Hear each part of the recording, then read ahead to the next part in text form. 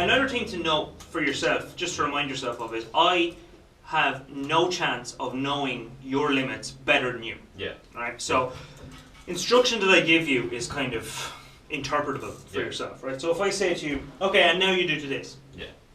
You're going to say to yourself, well, like I haven't even scratched the surface on the previous step. Yeah. So I know that that's going to be my next step, but I also know I'm not going to do it right now. Yeah. What I'm going to do right now is I'm going to just stay doing nothing with my hands and go boom, that, boom, boom, because that's all I'm able to do. Yeah. All right. And I know that pushing myself past that is going to force me into failure. Yeah. All right. And it's just a phrase that I use to explain that you push past a learning point into making yourself make mistakes over and over again. You learn nothing by making yourself feel bad. Yeah. Do you know what I mean? You learn nothing by making yourself make constant mistakes. You have to learn from your mistakes. And the only way you can do that is operate just outside your comfort zone. Right? So inside your comfort zone, you never make mistakes, or you very rarely make mistakes. You're very relaxed, you're very comfortable, and you play what you normally play.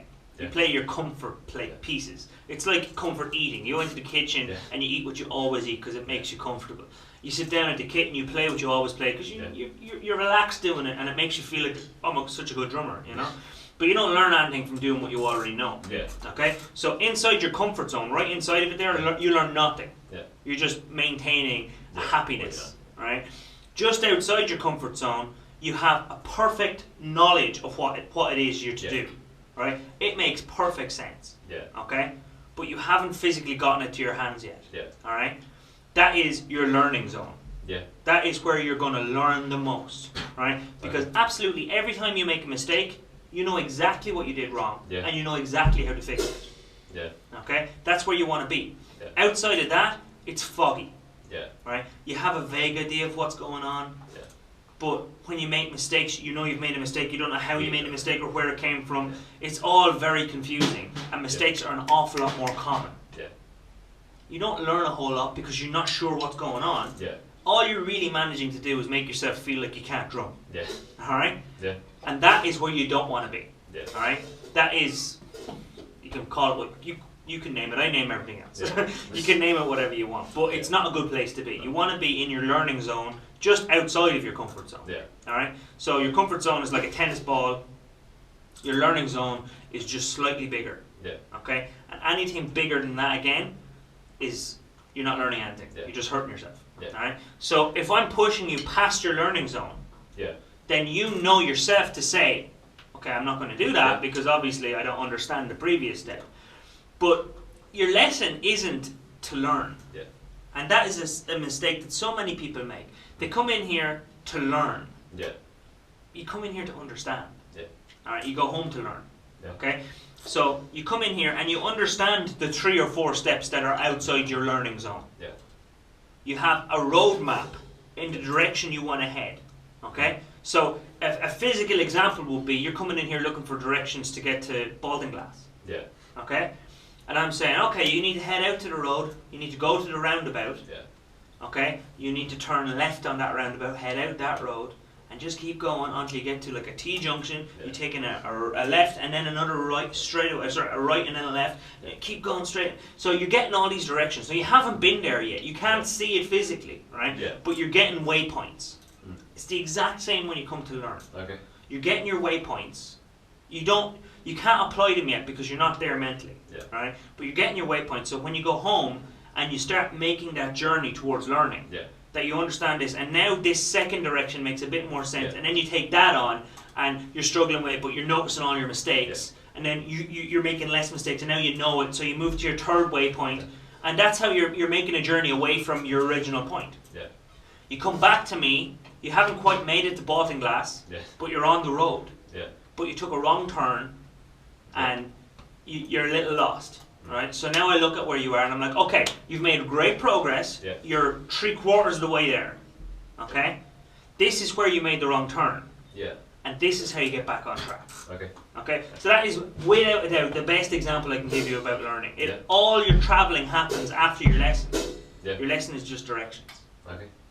Anything over and above that is completely driven by you. So if you come back here next week, using the same analogy, you come back here next week and you're literally at the roundabout. And you're like, oh, it was really hard. I'm like, well, you understood the directions. And you're like, oh yeah, no, I know exactly what you were saying.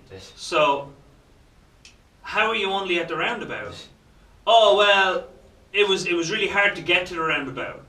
Yeah. You know? And you're like, okay, no. Either you just didn't understand my directions, which is possible, right?